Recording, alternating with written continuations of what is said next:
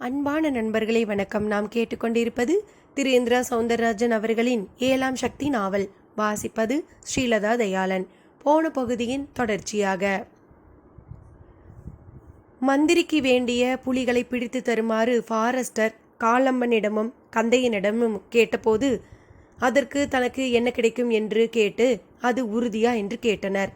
அதற்கு அவரும் cellphone number கேட்டுத்தரேன், பேசுறீங்களா என்றார். கொடுங்க என்றனர். அடுத்து 2வது நிமிடமே அந்த மந்திரி அவர்கள் காதுகளில் பாய்ந்தார். காரியத்தை கச்சிதமாக முடிச்சு கொடுங்க. இப்போ சாதாரண மந்திரியாக இருக்கிற நான் முதல் மந்திரியாகவே மாறிடுவேன். அப்புறம் என்ன, நீங்கள் கேட்டதை செஞ்சு கொடுக்குறேன்.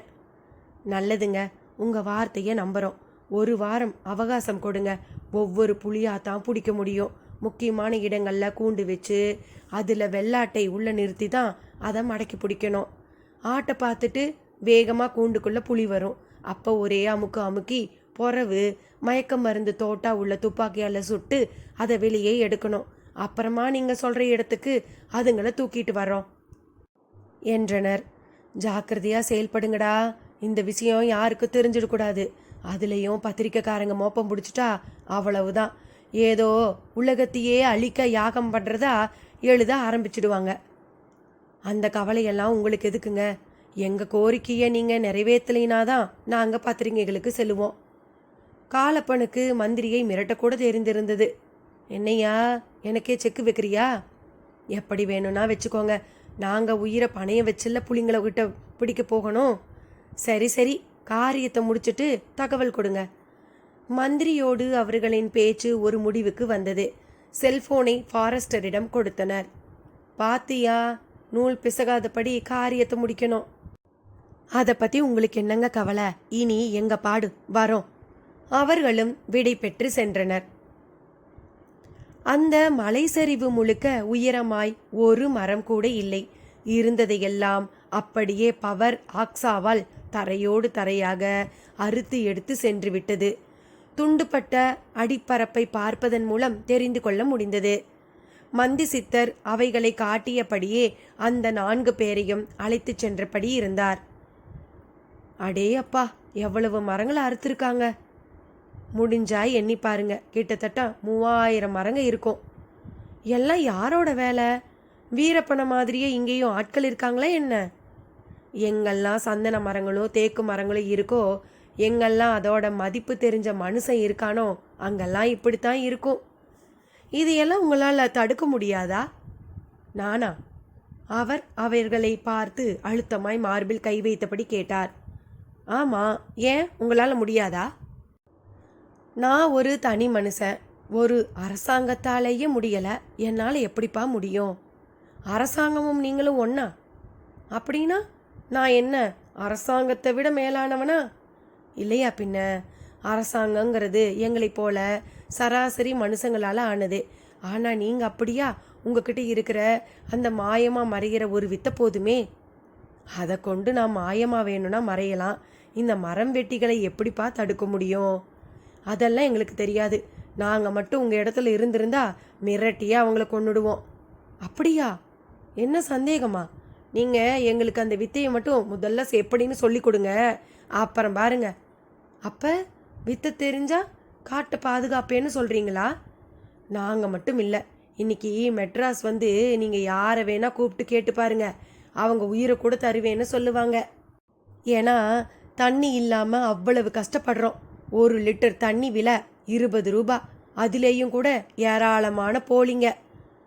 அப்போ நீங்கள் மலையோட அருமை தெரிஞ்சவங்கன்னு சொல்லுங்க. நிச்சயமாக வீரப்பன் விவகாரம் ஒன்று போதும். நாம் எவ்வளவு மெத்தனமாக இருந்துட்டோங்கிறத சொல்கிறதுக்கு. நாங்கள் அமெரிக்கா போயிருந்தப்ப அவங்கெல்லாம் கேட்டு கேட்டு சிரித்தாங்க. ஒரே அவமானமாக போச்சு. அப்படியா? அவர் ஏதோ கதை கேட்கிற மாதிரி தான் கேட்டார். ஆனால் அவர்களோ மிக உணர்ச்சி வசப்பட்டு பேசுகின்ற மாதிரி தான் இருந்தது. திடீரென்று எதிரில் ஒரு ஒற்றை யானை ஒற்றை காலை முன் தூக்கியபடி தும்பிக்கையால் வானம் பார்த்து ஒரு பிளிரல் பிளிரியது. அப்படியே 4 பேரும் ஒரு கூண்டுக்குள் அடைப்பட்ட மாதிரி ஒருவரோடு ஒருவர் ஒட்டிக்கொண்டனர். மந்தி சித்தர் என்கின்ற அவர் அந்த யானையை பார்த்து மந்தகாசமாக சிரித்தார். தைரியமாய் அதன் அருகில் சென்றார். என்னப்பா, எப்படி இருக்கு உடம்பு என்று ஏதோ ஒரு மனிதனிடம் கேட்கிற மாதிரி கேட்டு அப்படியே அந்த யானையை ஒரு சுற்று சுற்றி வந்தார். உடம்பில் ஆங்காங்கே சிராய்ப்புகள், காலில் கூட ஒரு பெரிய முள் தைத்திருந்தது.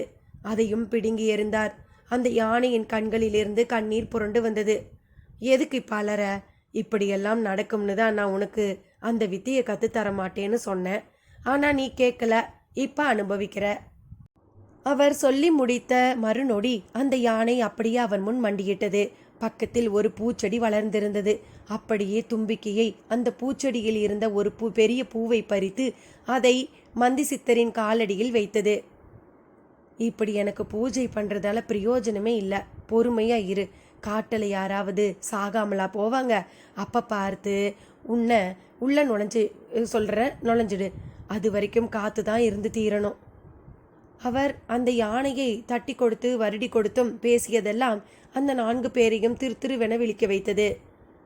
ஆமாம், என்ன நீங்கள் இந்த யானையை என்னமோ மனுஷன் மாதிரி நினைச்சு பேசிக்கிட்டு இருக்கீங்க? அவரோ பதிலுக்கு சிரித்தார். நடங்க, சமாதி கோவில் பக்கத்தில் தான் இருக்கு என்றார். எங்கள் கேள்விக்கு பதில் சொல்லுங்க. சொல்கிறேன். இப்போ முதல்ல நீங்கள் செய்ய வேண்டியது குரு வணக்கம்.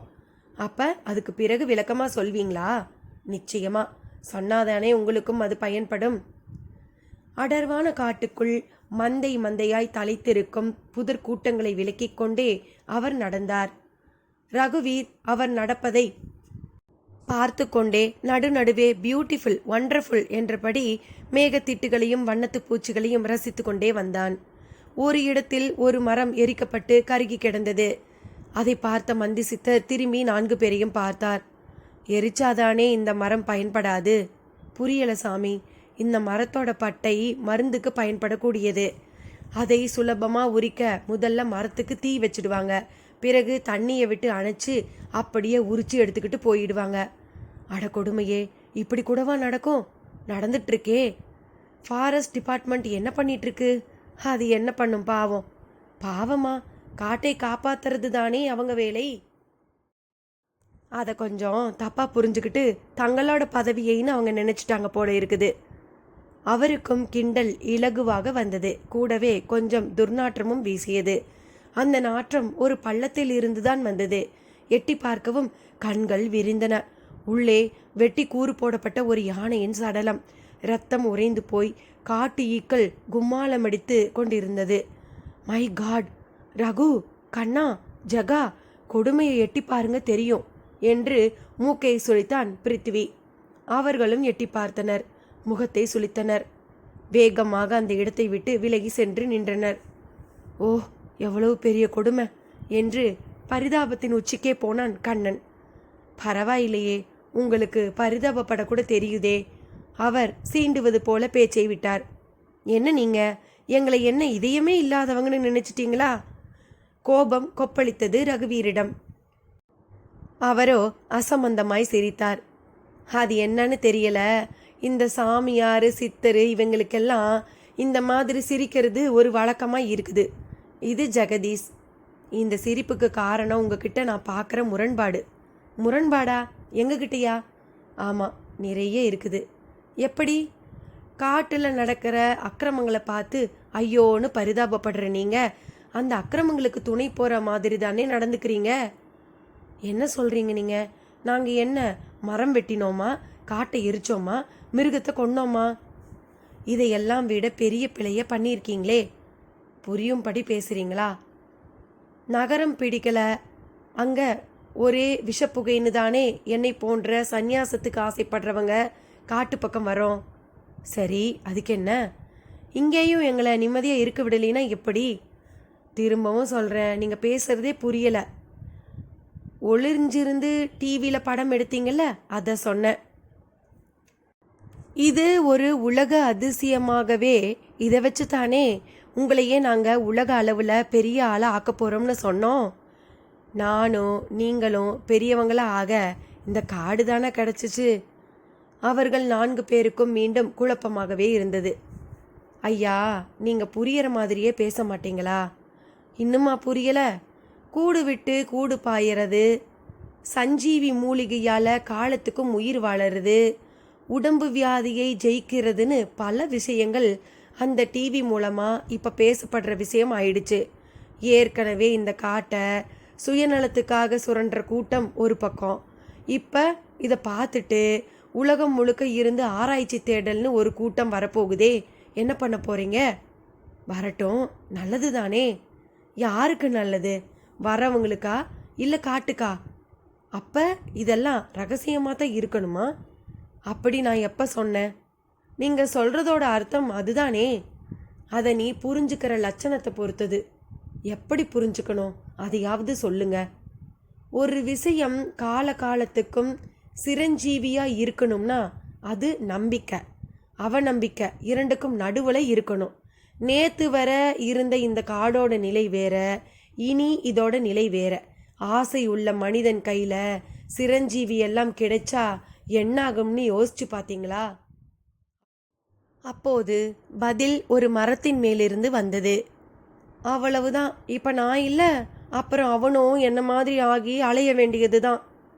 நால்வருக்குமே தூக்கி வாரி போட்டது. யாரது என்று அண்ணாந்து பார்த்தனர்.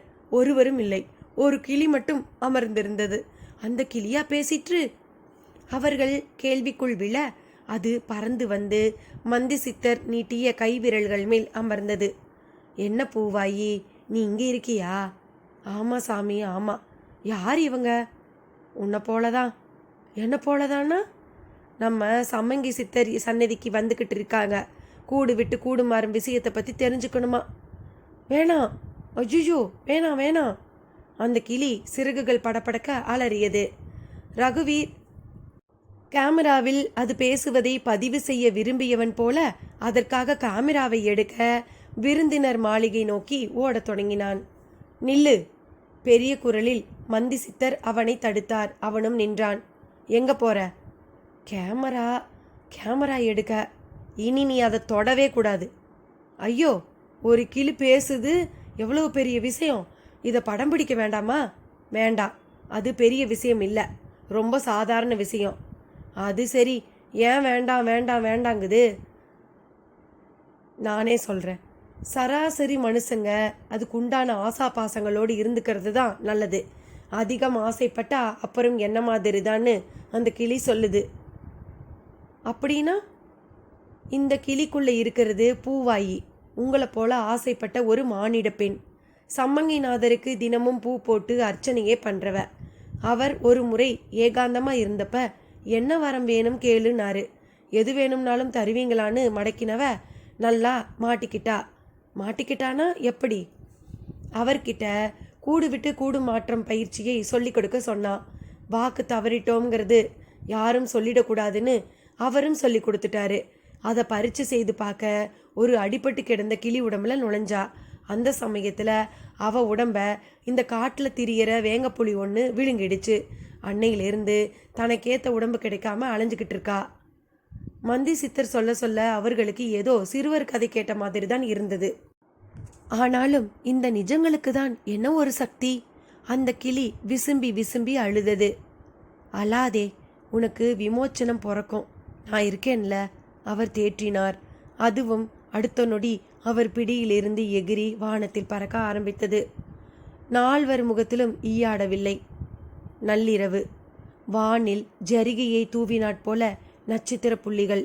நிலவு ஒரு பறக்கும் தட்டு நழுவி சரிகிற மாதிரி வானில் ஒரு பக்கம் சரிந்தபடி இருந்தது. நல்ல தன்னொளி ரேடியம் வெளிச்சத்தை நீரில் கலந்து ஸ்ப்ரே செய்த மாதிரி அந்தரம் முழுக்க ஒருவித வெளிர் நிறம். பட்சிகள் ஓரளவு அடங்கிவிட்டிருந்தது. ஆயினும் சில பூச்சி இனங்களுக்கு சும்மா இருக்க பிடிக்கவில்லை. என்று ஹார்மோனியம் வாசித்து கொண்டிருந்தன. சில பூனைகள் இறை தேடி மரக்கிளைகளில் தாவி கொண்டிருக்க அவைகளின் கண்களை ஒரு வெளிச்ச கொப்புள புள்ளியாய் நன்றாகவே உணர முடிந்தது. அந்த நள்ளிரவில் ஒரு ஆட்டுக்குட்டியின் அவலக்குரல் குளிர்த்தாளாத முனகல் குரலாக கூட அது இருந்தது. பனிப்பொழிவும் அந்த வேலைக்கு அதிகம்தான். மனித கண்களுக்கு மட்டும்தான் ரம்யம். நடுநடுவே சில இடங்களில் தரைவாட்டத்தில் புதர்களுக்கிடையே சலசலப்பு. 2 பேர் தலை முதல் கால் வரை உடம்பை மூடிக்கொண்டு கையில் ஒரு வேல்கம்புடன் சுற்றி சுற்றி பார்த்தபடி நடந்து கொண்டிருந்தனர். காலப்பனும் கந்தையனும் தான் அவர்கள். அவர்களில் ஒருவன் தோளில் ஒரு சாக்கு மூட்டை, அதில் உள்ளே ஒரு கருங்குரங்கு குட்டி அகப்பட்டு குதித்து கொண்டே இருந்தது. பற்களால் முடிந்தவரை சாக்கை கடித்து குதறி துப்பி ஓட அது எல்லா முயற்சியும் செய்வதை அவர்கள் அவ்வப்போது கையில் உள்ள வேல்கம்பால் அடித்து அதை தடுத்தனர். அதுவும் பயந்து கொண்டே அவர்களுடன் பிரயாணப்பட்டது. ஒரு வழி பாதை போல போன அந்த மலைப்பாதை சரிவில் அவர்களின் பழகிய கால்கள் சகஜமாக இயங்கியது. சொத்தென்று ஒரு மலைப்பாம்பு அவர்கள் தோள் மேல் விழுந்து அச்சமூட்ட முயன்றாலும் அவர்கள் பெரிதாய் பதறாமல் அதை ஏதோ ஒரு குத்துச்சண்டை வீரன் பிடி போட்டு வளைப்பதாய் கருதி அத்துடன் போராடி அதை உடம்பை விட்டு தூக்கியும் எறிந்தனர். நடுநடுவே ஆட்டுக்குட்டியின் குரல் மட்டும் கேட்டுக்கொண்டே இருந்தது. ஒரு கட்டத்தில் ஆட்டுக்குட்டி தொடர்ச்சியாக அலறியது. குரலும் அப்படியே தேய்ந்து அடங்கியது. இருவர்கள் ஒருவர் முகத்தை ஒருவர் பார்த்து கொண்டனர். மாட்டிக்கிச்சு, வசமா மாட்டிக்கிச்சு என்றவர்கள் சட்டென வேல்கம்பு நுனியில் இடையை சுற்றி கட்டி வந்திருந்த எண்ணெயில் ஊறிய துணியை சுற்றி அதை உரசிய தீக்குச்சியிடம் கொண்டு சென்றனர். அதுவும் பக்கென்று பிடித்து கொண்டது. சுற்றிலும் உள்ள காட்டுப்பகுதியும் தாவரங்களும் கண்ணில் பளிச்சென்று தென்பட்டன. ஒரு சரிவில் சந்திர கொடி வெளிப்படையாக பரவியிருந்தது. தீச்சுடர் வெளிச்சம் படவும் போலீஸை கண்ட திருடன் போல அப்படியே மண்ணுக்குள் இழுத்து கொண்டது. இருந்தும் அதை பறிக்க கந்தையன் முயன்றதில் அதன் நுனிக்கொடி பாகம்தான் கையில் சிக்கியது. திண்ணவேலியில் ஒரு வைத்தியர், இந்த சந்திர கொடிக்கு ஒரு அடிக்கு 10,000 கூட தரேன், பார்த்தா பறிச்சுக்கிட்டு வாரினாரு. ஆனா அதுவோ மிருகம் மாதிரி ஒளிஞ்சுக்கிச்சு பார் என்று கந்தையன் கையில் அகப்பட்ட அந்த மூலிகை கொடியை பார்த்து ஒரு சிரிப்பு சிரித்தான். தீப்பந்தத்துடன் ஆட்டின் குரல் வந்த மரத்தின் பக்கம் சென்று பார்த்தனர். பகலில் அவர்கள் அங்கே உருவாக்கிய நல்ல உறுதியான மூங்கில் கூண்டு உள்ளே ஆட்டுக்குட்டியின் குரல் வலையை பிடித்து இரத்தத்தை ஏதோ சூப் குடிப்பது போல குடித்து கொண்டிருந்தது வரிப்புலி ஒன்று. அது தீச்சுடரை பார்த்து கவ்விய ஆட்டுக்குட்டியை விட்டு எழுந்து பாய பார்த்தது. ஆனால் கூண்டு மூங்கில்கள் அதன் பாய்ச்சலுக்கு தடை போட்டன. மந்திரி அதிர்ஷ்டசாலி, அவருக்கு தேவையான 4ல் 1 மாட்டிக்கிச்சு என்றான் கந்தையன்.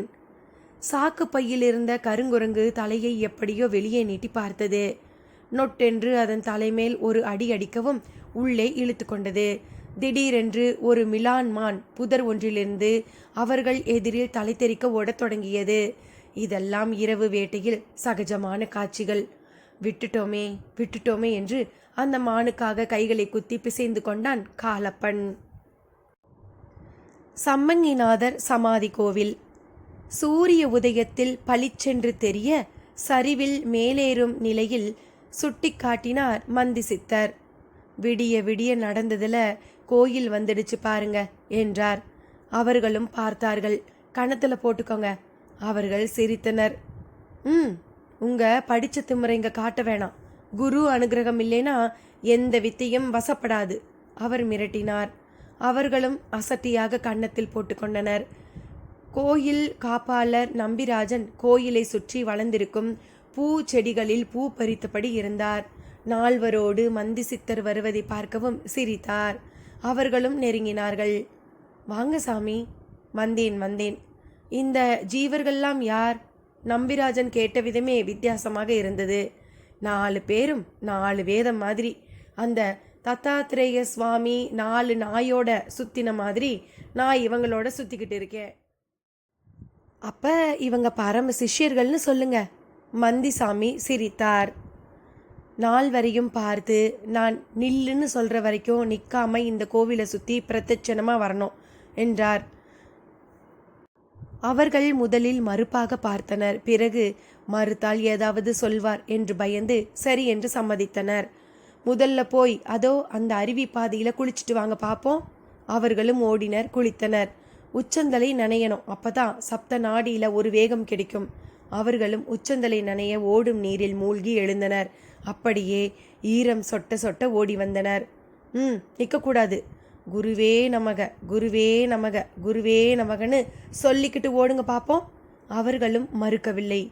குருவே நமக, குருவே நமக, குருவே நமக என்று மேடும் பள்ளமும் உள்ள சமாதி கோவில் நிலப்பரப்பில் ஓடத் தொடங்கினர். மந்தி சித்தர் முகத்தில் ஒரு மந்தகாச சிரிப்பு. சாமி, யார் இவங்க? எதுக்கு இந்த சோதனை? நம்பிராஜன் பக்குவமாக விசாரித்தார். சோதனை இல்லை நம்பி, இது இவங்களுக்கு தண்டனை. இவங்க பண்ணின குத்தம் ஒரு காலத்துல நீங்க பண்ணினது தான். அப்படின்னா இந்த காட்டையே உலகத்துக்கு காட்டி கொடுத்துட்டாங்க. ஐயோ, இனி என்ன பண்ண போறோம்? காட்டி கொடுத்த பாவத்துக்கு காவல் காக்க போறாங்க. எப்படி சாமி? பார்த்துக்கிட்டே இருங்க, போக போக விளங்கும். மந்தி சித்தர் நம்பிராஜனை ஒரு வரி பதிலால் தவிர்த்து விட்டு நேராக சம்மங்கி சித்தர் சமாதி முன் சென்று அமர்ந்தார். கைகளை கூப்பி நமஸ்கரித்தார். அப்படியே திரும்பி பார்த்தார். அவர்கள் ஓடிக்கொண்டே இருந்தார்கள். அத்தியாயம் 8. குறிப்பு.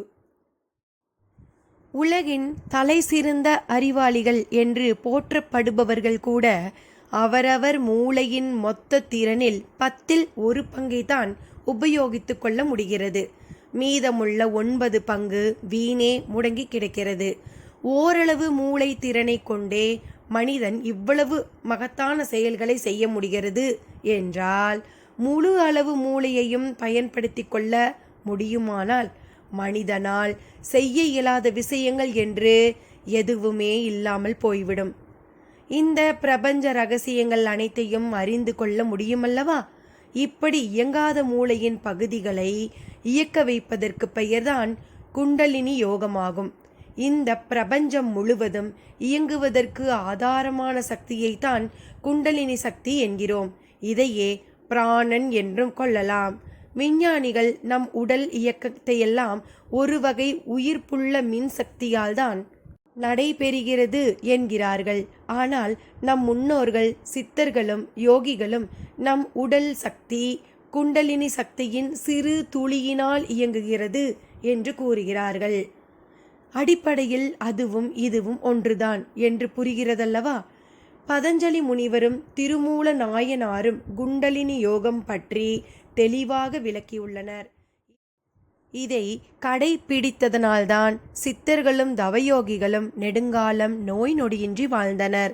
திரிகால ஞானமும் தெய்வீக ஆற்றல்களுடன் அஷ்டமா சித்துக்களும் பெற்றிருந்தனர்.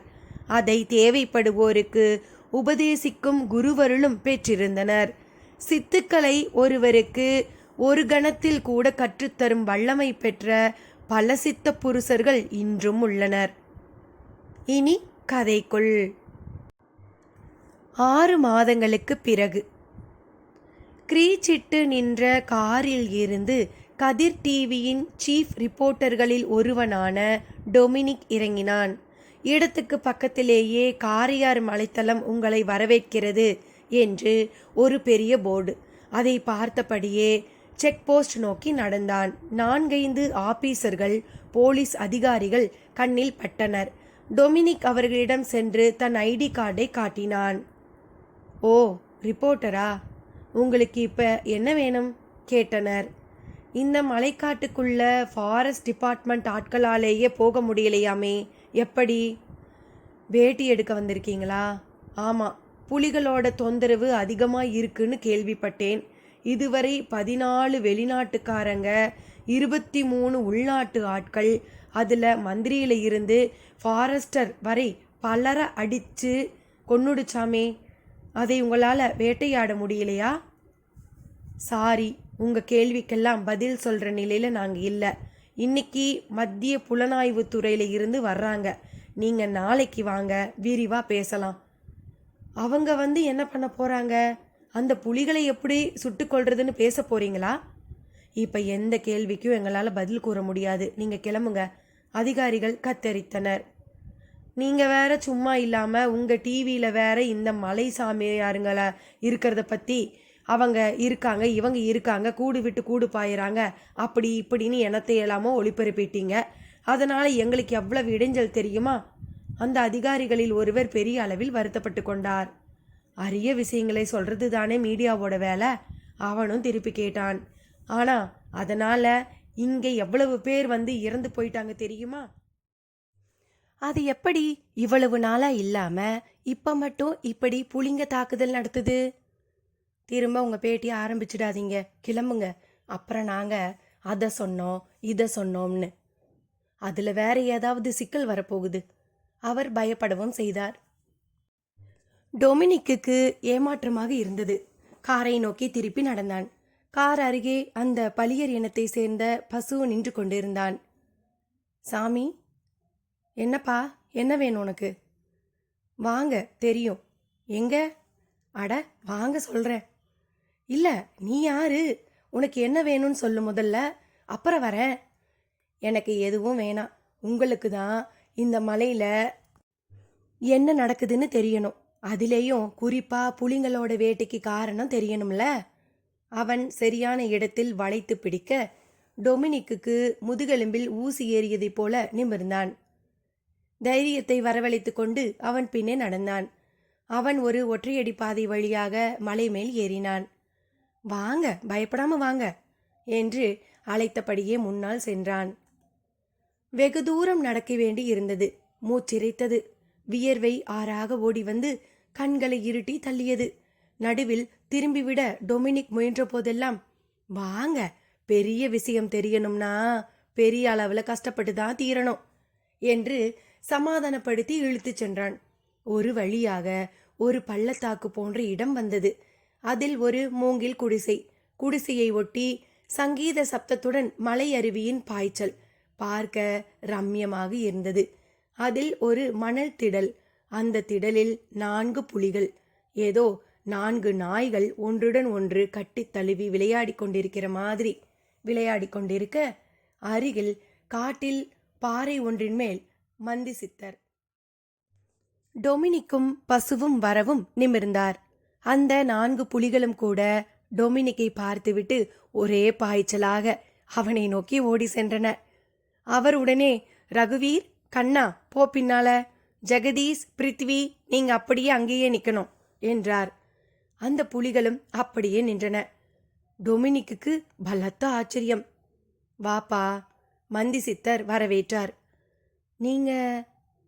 என் பேரு மந்தி சித்தன்பா. என்னை எதுக்கு கூட்டிட்டு வர சொன்னீங்க? நீதானே டிவி நியூஸ் ரிப்போர்ட்டரு? ஆமா, உனக்கு தகவல் தரத்தான் வர சொன்னேன். என்ன தகவல்? போய் உங்க செய்தியில சொல்லு. இந்த மலையை பத்தி இதுக்கு முந்தி நான் ஒளிபரப்பின தகவல் எல்லாம் போய் இங்க எந்த சாமியாரும் இல்ல, கூடு விட்டு கூடு பாயிற வித்தையும் நடக்கல அப்படின்னு சொல்லு என்ன சொல்லவும் அவரை டொமினிக் ஒரு மாதிரி பார்த்தான். என்ன பார்க்குற? இல்ல, நீங்க சொல்றத பார்த்தா இங்க எல்லாமே உண்மையில இருக்கிற மாதிரி தான் எனக்கு தோணுது. நீ தனிப்பட்ட முறையில் நினைக்கிறத பற்றி கவலையே இல்லை. ஊரு அப்படி நினைக்கக்கூடாது. அதை விடுங்க. இப்படி ஊர் நினைக்கக்கூடாதுன்னு நீங்கள் சொல்ல காரணம் என்ன? அவர் உடனே அந்த 4 புலிகளையும் பார்த்தார். இந்த புலிங்க இந்த காட்டில் சுதந்திரமாக சுற்றிக்கிட்டு இருந்துச்சு. அந்த மந்திரி இதுங்க பிடிச்சுக்கிட்டு போய் ஏதோ மாய மந்திர பூஜை செய்ய ஆசைப்பட்டான். இப்படி பல உபத்திரவங்க இந்த மிருகங்களுக்கு மட்டுமில்ல, இந்த காட்டுக்கும் தான். ஓ, அதனால தான் அவர் இப்போ உயிரோடு இல்லையோ? அவர் மட்டும் இல்லை, கடமையை ஒழுங்கா செய்யாத ஃபாரஸ்டில் இருந்து காட்டுக்குள்ள சுயநலத்தோட வந்த ஒருத்தர் கூட இப்போ உயிரோடு இல்லை. இனியும் இருக்க மாட்டாங்க. இருக்க இதோ இவங்க விடமாட்டாங்க. அப்போ நீங்கள் தான் இந்த புலிகளை வச்சுக்கிட்டு அந்த கொலைகளை செய்தவரா? அப்படியும் சொல்லலாம். இது ஒரு வித கிரிமினல் குற்றம்ங்கிறது உங்களுக்கு தெரியுமா? நான் உன்னை போல சமுதாய மனிதன் இல்லை. இந்த காடும் உங்க மனித சமுதாயம் வாழற இடமில்ல. உங்க சட்ட திட்டங்களை இங்க பேசாத. என்ன மிரட்டுறீங்களா? எப்படி வேணா எடுத்துக்கோ. இது அப்படியே நான் நியூஸ்ல சொல்லவா? தாராளமா. அதுக்கு முந்தி இவங்க சொல்றத கேளு.